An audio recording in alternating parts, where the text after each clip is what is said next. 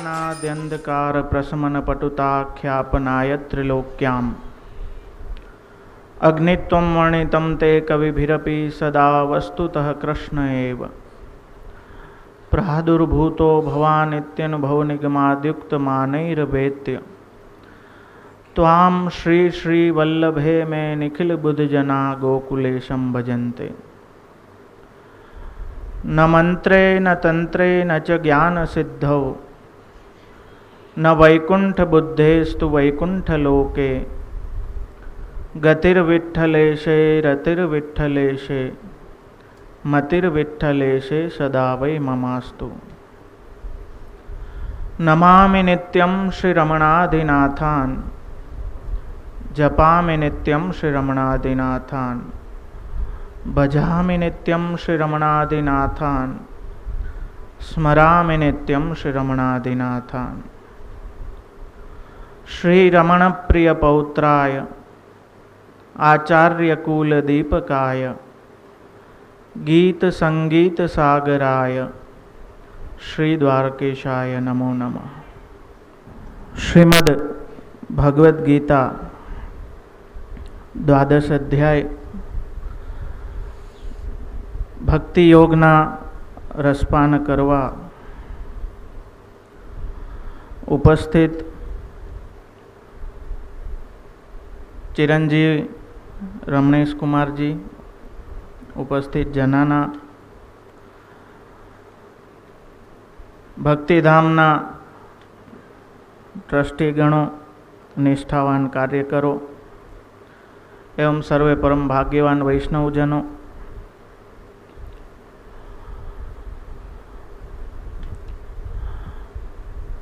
श्रीमद् भगवद गीता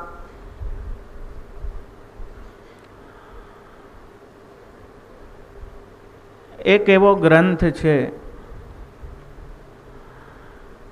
के विश्व आखा में फक्त भारत में नहीं पण विश्व आखा में जे ग्रंथ पर अनेक अनेक कॉमेंट्री अनेक एना अर्थो करवामां आव्या छे। साधारण रीते पुष्टि मार्ग में अत्यारना परिस्थिति में जोवा जईए तो श्रीमद् भगवद गीता परनु साहित्य पण एटलू उपलब्ध नहीं जेटलू होवू जोईए अने श्रीमद् भगवद गीतानु अध्ययन पण जेटलू होवू जोईए एटलू नहीं। घणा समयथी हृदयमां ए मनोरथ हतो अने जो के भक्तिधाम में पण पूज्य पितृचरणना समयथी आप पण खूब पधार्या छीए अने पाटोत्सवना क्रम में पण अमे खूब आव्या अने वर्षों पहला लगभग मने याद नहीं पण 8-10 वर्ष थई गया हशे त्यारे जो के वचनामृतना कार्यक्रम ने घणा अहींया थया पण डायाभाई साथे त्यारे वात थयेली के एक शिबिर एक सत्रनुं आयोजन अहीं भक्तिधाम में थाय पण जेम आपणे कहीए के धायरू धणीनुं थाय आपणे तो घणुं घणुं धारीने बेसीए पण भगवद इच्छाए आटला वर्षे ए संयोग थयो अने विचार आव्यो के भगवद गीता ने ज लईए केम के भगवद गीता माटे अनेक अनेक गैरसमज भ्रमणाओ वैष्णव समाज में प्रवर्ते छे। घणाय लोको एम समझे छे के पुष्टि मार्ग में तो व्रजना जे श्री कृष्ण छे ए ज सेव्य छे। साची बात छे पण एना कारणे एवं नहीं कि भगवद गीता पुष्टि मार्ग में नहीं। कोई पण विचार पाछळ कंईक आधार होय। आधार वगरनो कोई विचार लांबो समय टकी नहीं रहतो। तो जे शुद्धाद्वैत ब्रह्मवाद नो विचार छे एनी पाछळनो आधार शुं छे, एनो पायो शुं छे? તત્વાર્થદીપ નિબંધ કરીને ગ્રંથ જે શ્રી આચાર્ય ચરણનો સૌથી પહેલો ગ્રંથ આપે લખ્યો, એ તત્વાર્થદીપ નિબંધમાં 3 પ્રકરણ છે. સૌથી પહેલું છે શાસ્ત્રાર્થ પ્રકરણ, બીજું છે સર્વનિર્ણય પ્રકરણ અને ત્રીજું છે ભાગવતાર્થ પ્રકરણ. આ શાસ્ત્રાર્થ પ્રકરણ જે છે એને આપણે ગીતાર્થ પ્રકરણ પણ કહીએ છીએ. શું કામ? કેમ કે શ્રીમદ ભગવદ્ ગીતાનો સાર આખો એ શાસ્ત્રાર્થ પ્રકરણમાં શ્રી આચાર્ય ચરણે આપી દીધો છે. કેમ કે ગીતાજીનો બહુ અભ્યાસ નથી રહ્યો કે સત્સંગમાં પણ એટલું ગીતાજીનો ક્રમ રહેતો નથી, એટલે બહુ ઓછા જાણે છે. પણ આ વાત તો લગભગ વૈષ્ણવોને ખ્યાલ હશે, કેમ કે અનેક વચનામૃતોમાં અનેક બાળકો દ્વારા અનેક વખત કહેવામાં આવી છે કે એ વિચાર પક્ષના જે પાયા ગણાવ્યા છે આચાર્ય ચરણે, એ પાયા કયા છે? વેદા શ્રી કૃષ્ણ વાક્યાની વ્યાસ સૂત્રાણી ચૈવહી સમાધિ ભાષા વ્યાસસ્ય પ્રમાણમ તચ્ચતુષ્ટયમ. સૌથી પહેલા વેદ. હવે બ્રાહ્મણ જેને ભણવા જોઈએ એ જ નથી ભણતા, તો આપણે ક્યાં ભણવાના? એ વેદનું અધ્યયન આપણાથી નથી થતું મારા વાલા, પણ એ વેદનો જે નિચોડ મહાપ્રભુજીએ એમના ગ્રંથોમાં આપી દીધો છે એનું અધ્યયન આપણે કરી શકીએ. બીજું કહ્યું શ્રી કૃષ્ણ વાક્યાની, એટલે કે ભગવાન દ્વારા ગાયેલી આ ઉપનિષદ શ્રીમદ ભગવદ્ ગીતા. ત્રીજું કહ્યું વ્યાસ સૂત્રાણી ચૈવહી, એટલે કે વ્યાસજી દ્વારા રચિત જે બ્રહ્મસૂત્રો. અને ચોથું સમાધિ ભાષા વ્યાસસ્ય પ્રમાણમ તચ્ચતુષ્ટયમ. ઘણા એમ કે આ ચાર જ પ્રમાણ છે. આ 4 પ્રમાણ છે અને આ 4 જ પ્રમાણ છે, એમાં ઘણો ફરક છે. આ 4 ગ્રંથો એ પાયારૂપ છે અને આ 4 સાથે જે પેરેલલ ચાલે છે કે એનાથી અવિરુદ્ધ જે ચાલે છે એ આપણા માટે પ્રમાણ. આગળ જાતા તો શાસ્ત્રાર્થ પ્રકરણના અંતમાં રામાયણ, પંચરાત્ર, મહાભારત આદિ ઘણા પ્રમાણો આપે કયા છે. પણ મુખ્ય રીતે સમજવાની વસ્તુ એ છે કે વેદ, શ્રીમદ ભગવદ્ ગીતા, બ્રહ્મસૂત્ર અને શ્રીમદ ભાગવત, આની એક સીડી શ્રી આચાર્ય ચરણ બતાવે છે કે વેદમાં કોઈ સંશય થાય, કોઈ ડાઉટ તમને થાય તો એનું નિરાકરણ ભગવદ્ ગીતામાં થાય. એમાં કોઈ સંશય થાય તો એનું નિરાકરણ બ્રહ્મસૂત્રમાં થાય. અને આ ત્રણેયમાં કોઈ સંશય થાય એનું નિરાકરણ શ્રીમદ ભાગવતમાં થાય. એ ઉત્તરોત્તર સંદેહવારક શાસ્ત્રો છે. તો એ ઉપરથી આપણે સમજી શકીએ કે શ્રીમદ ભગવદ્ ગીતા પૂર્ણ ફલનું દાન પ્રભુએ વ્રજમાં કર્યું, એમાં કોઈ બેમત નથી. અને સર્વદા સર્વ ભાવેને ભજનીયો વ્રજાધીપ, એ વ્રજાધીપની જ સેવા આપણે કરવાની છે, એમનું જ ભાવન કરવાનું છે. પણ એનો મતલબ એ નથી કે ગીતાજીના કૃષ્ણ કંઈક જુદા છે. તો સત્સંગનો અભાવ અથવા તો સત્સંગના નામે પીરસાતું કંઈક જુદું, એના લીધે આવી ભ્રમણાઓ, આવી ગેરસમજ આપણી અંદર ઘર કરી જાય છે. અને એવી ગેરસમજના કારણે આવા ઉત્તમ માર્ગોયમ સર્વ માર્ગાણામ ઉત્તમ પરિકીર્તિત યસ્મિન પાત ભયમ નાસ્તિ મોચક સર્વથાયત, કે જેમાં પાતનો ક્યારેય ભય નથી, એવો આ ઉત્તમમાં ઉત્તમ માર્ગ જે શ્રી આચાર્ય ચરણે આપણને આપ્યો છે. જો એમાં મહાત્મ્ય જોવો, આપણે ભક્તિ યોગ સમજવા બેઠા છીએ. ભક્તિ ભજ ધાતુથી થાય, એમાં 3 પ્રત્યય લાગે એટલે ભક્તિ થાય. 3 પ્રત્યય સ્ત્રીલિંગ સૂચવે, સ્નેહનું આધિક્ય સૂચવે. એટલે એનો અર્થ થાય કે સ્નેહ સહિત સેવા. પ્રેમ સહિત સેવા, એનું નામ ભક્તિ. ભક્તિની પરિભાષા અનેક આચાર્યોએ આપી છે. પંચરાત્રમાં નારદજી કહે છે, મહાત્મ્ય જ્ઞાનપૂર્વક સુદૃઢ સર્વતોધિક સ્નેહો ઇતિ ભક્તિ. હવે મહાત્મ્ય જ્ઞાન જ્યાં સુધી ન થાય ત્યાં સુધી સુદૃઢ સર્વતથી અધિક સ્નેહ ના થાય. યશોદાજીને મુખારવિંદમાં બ્રહ્માંડ દેખાડ્યું, ગોપ બાળકોને વૈકુંઠના દર્શન કરાવ્યા, નંદરાયજીને વરુણ લોકમાં જ્યારે વરુણના દૂતો લઈ ગયા ત્યારે ત્યાં મહાત્મ્ય જ્ઞાન કરાવ્યું. તો મહાત્મ્ય જ્ઞાન જ્યાં સુધી ના થાય કે આપણે કેમ કે ભક્તિ તો અનેક પ્રકારે થાય. ભક્તિના અનેક પ્રકાર છે, સગુણ નિર્ગુણના ભેદથી, પુષ્ટિ મર્યાદાના ભેદથી. પણ અહીં જે આપણે પ્રેમ લક્ષણા ભક્તિ પુષ્ટિ માર્ગમાં કહીએ, એ ભક્તિ કેવી હોવી જોઈએ? એ ભક્તિને આપણે, જો હું હંમેશા કહું છું કે આ ગ્રંથો છે ને, એ આપણા માટે અરીસાનું કામ કરે. અને પહેલાં પણ મેં વાત કરેલી કે ગમે એટલો કદરૂપો માણસ હોય તો એ અરીસો તો જોવે. અરીસો તો બધા જ જોવે.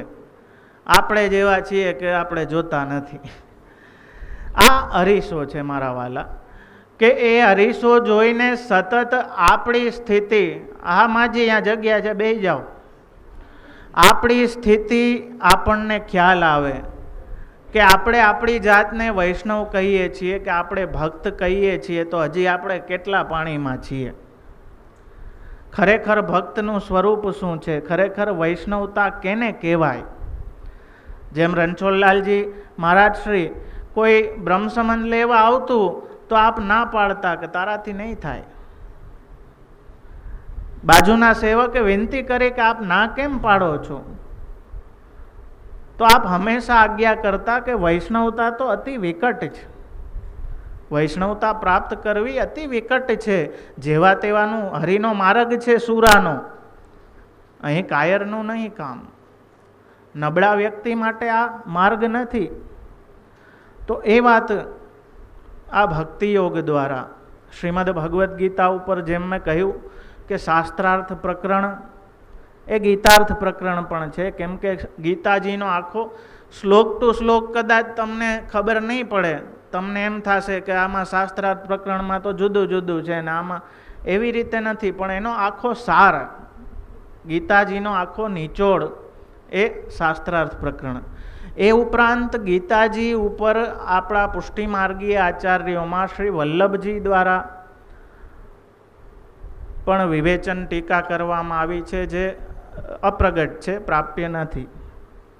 અને બીજી જે બહુ વર્ષો પહેલાં કાકરોલીથી પ્રગટ કરવામાં આવી હતી, 10 દિગંત વિજય શ્રી પુરુષોત્તમજી લેખવાળા દ્વારા, એ ગીતાજી ઉપરની ટીકા છે, જેનું નામ છે અમૃત તરંગિણી. એ અમૃત તરંગિણીમાં ગીતાજીના 18 અધ્યાયના એક શ્લોકના વિવેચન શ્રી પુરુષોત્તમજીએ આપે કર્યું છે. એક અરીસા જેવી ક્લિયર કરી લ્યો કે પુષ્ટિ માર્ગમાં ગીતાજી નથી, એ ખોટી ગેરસમજ છે, ભ્રમણા છે. ગીતાજી આપણા પાયામાં છે. અને એ ભગવદ્ ગીતા, જેમ મેં કહ્યું, જો ભગવાનની વાણીના અનેક અર્થ નીકળે, જેનો જેવો અધિકાર. એ વાત શ્રી આચાર્ય ચરણે ગીતાજી માટે પણ કહી છે, એ વાત શ્રી આચાર્ય ચરણે શ્રીમદ ભાગવત માટે પણ કહી છે. અને આપણે જોઈ શકીએ કે વિનોબા ભાવેથી લઈને કેટલા પાશ્ચાત્ય વિદ્વાનો, કેટલા આચાર્યો, કેટલાએ ગીતાજીના પોતપોતાની બુદ્ધિ પ્રમાણે, પોતાની મતિ પ્રમાણે, હું તો કહું આખા વિશ્વમાં એક જ એવો ગ્રંથ છે કે જેના ઉપર આટલું બધું લખાણું હશે. ગીતાજી ઉપર જેટલું લખાણું છે એટલું કદાચ કોઈ ગ્રંથ ઉપર લખાણું હોય. આપણે વાર્તા સાહિત્યમાં ગોવિંદ દુબેની વાર્તા આવે છે. એ ગોવિંદ દુબેની વાર્તામાં આવે છે કે કાશીમાં શ્રી આચાર્ય ચરણના દર્શન કર્યા. દ્વારકા લીલાનો જીવ દર્શન કરીને મનમાં આવ્યું કે આ તો બહુ મહાન કોઈ પંડિત છે, હું આમની પાસે ભણું તો સારું. જઈને વિનંતી કરી કે મને ભણાવો, મારે સંસ્કૃતનું જ્ઞાન લેવું છે. આચાર્ય ચરણે કહ્યું કે મુકામે આવી જાજો, તારા ભાગ્યમાં એટલી કંઈ વિદ્યા નથી, પણ અક્ષર જ્ઞાન થઈ જાય એટલું તને ભણાવી દઈશ, પોથીનો અર્થ તું કરી શકીશ. ગોવિંદ દુબેએ કીધું કે એટલું તો એટલું ઘણું, પણ ભણાવી દ્યો. કોઈ પાસેથી વ્યાકરણની ચોપડી ઉછીની લઈ આવ્યા કે આ હું તને ભણીને પાછી દઈએ. પહેલાં એ કીધું કે રાખ તું, તારે પાછી નથી જોતી. અને વ્યાકરણની ચોપડી લઈને શ્રી આચાર્ય ચરણ સન્મુખ આવી ગયા. ત્યારે આચાર્ય ચરણે કહ્યું કે ગીતાજી તને ભણાવીશ, ખાઈ જાઓ પેલા. હા બરોબર છે. ઓલું હું ખસવામાં પછી સાંભળવાનું ચૂકાઈ જાય. હા, તમારે આગળ આવવું હોય તમે આવતા રહ્યો.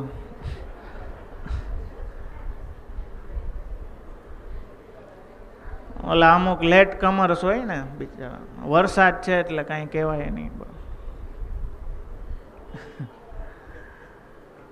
તો ગોવિંદ દુબે એ કહ્યું કે હું તો વ્યાકરણની ચોપડી લઈ આવ્યો છું, હવે વ્યાકરણ જ મને નથી આવડતું તો હું ગીતાજી કેમ અર્થ કરીશ?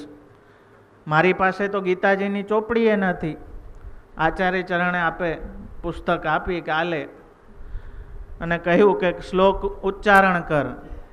કહ્યું કે મહારાજ મને કાંઈ હજી અક્ષર જ્ઞાન નથી, આવડતું નથી, વ્યાકરણ તો પેલા ભણાવો. કહ્યું કે હું કહું એમ કર, મારી પાછળ બોલ. એમ કરી અને એક શ્લોક શ્રીમદ ભગવદ્ ગીતાનો શ્રી આચાર્ય ચરણ આપ બોલ્યા. વાકપતિની વાણી જેના ઉપર વરસે પછી એને ના આવડે એવું બને જ નહીં. અને આજ્ઞા કરી ગોવિંદ દુબેને કે હવે ગીતાજીના શ્લોક બોલ. અને કડકડાટે શ્લોક બોલવા માંડ્યા. પછી ફરી એક શ્લોકનો અર્થ કર્યો શ્રી આચાર્ય ચરણે અને આજ્ઞા કરી કે હવે તું ગીતાજીનો અર્થ કર. અને પહેલા અર્થ કરવા લાગ્યા, 18 અધ્યાયના અર્થ કરી દીધા. એ શ્લોકાર્થનું જ્ઞાન એમને શ્રી આચાર્ય ચરણની કૃપાથી ગોવિંદ દુબેને આવી ગયું. અને કહ્યું કે આ ગીતાજીથી જ તને વ્યાકરણ આવડી જશે. મારા વાલા, જોશો ને તમે, માર્ક કરજો કે શ્રીમદ ભગવદ્ ગીતા કેમ કે અલૌકિક ભગવાનની વાણી છે, એના અનેક અર્થ નીકળે, એવી રીતે અનેક ફલ પણ થાય. લૌકિક જીવનમાં પણ જીવન કેવી રીતે જીવવું સારામાં સારી રીતે એ પણ ગીતા શીખાડે. બ્રહ્મવાદી થઈ જ્ઞાનમય દ્રષ્ટિ રાખી અને યોગથી મોક્ષ મુક્તિ કેવી રીતે પામવી એ પણ ગીતાજી શીખાડે. કેવી રીતે ભક્તિનું ઉચ્ચતમ કક્ષાને પ્રાપ્ત કરવી, અને જેમ વેદની શ્રુતિઓ છાંદોગ્ય ઉપનિષદમાં કહ્યું છે કે શોષનું તે સર્વાન કામાન બ્રહ્મણા સહ વિપશ્ચિતા. બ્રહ્માજી માટે કહ્યું છે કે ભગવાન બ્રહ્મ કાર્ત્સ્નેન ત્રિઅનવિક્ષ મનીષયા, કે બ્રહ્માજીને જેટલું કાંઈ જ્ઞાન હતું ને એ ફરીને એમણે 3 વખત વિચાર્યું. અને વિચારીને નિર્ણય ઉપર આવ્યા કે ખરેખર જીવની ઉત્તમમાં ઉત્તમ કોઈ ગતિ હોય તો એ પરબ્રહ્મમાં રતિ થાવી, એમાં પ્રેમ થાવો. એથી ઉત્તમ ગતિ કોઈ જીવની હોઈ ના શકે.